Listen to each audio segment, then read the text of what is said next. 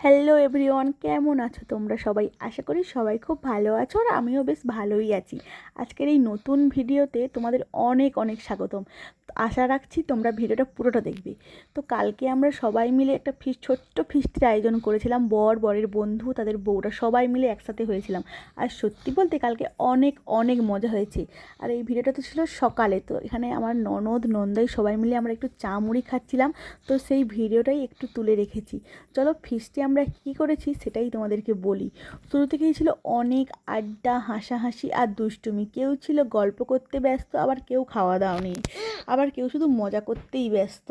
তারপর শুরু হলো আমাদের খাওয়া দাওয়া। খাওয়ারগুলোও ছিল একদম অসাধারণ।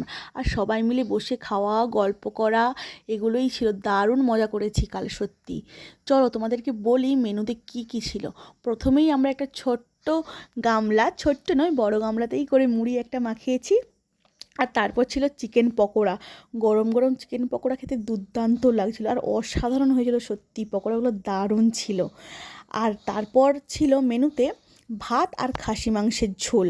পাতলা পাতলা খাসি মাংসের ঝোল কে কে খেতে পছন্দ করো অবশ্যই কমেন্ট করে বলো।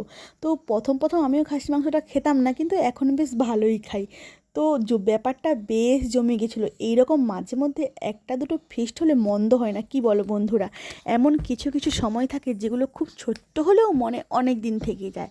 আর কালকের দিনটা আমাদের কাছে ঠিক তেমনই একটা দিন ছিল। তাই ভাবলাম এই সুন্দর মুহূর্তগুলো ক্যামেরায় বন্দি করে তোমাদের সঙ্গে শেয়ার করি। দেখো খাসি মাংসের ঝোলটা একবার সুন্দর দেখতে লাগছে।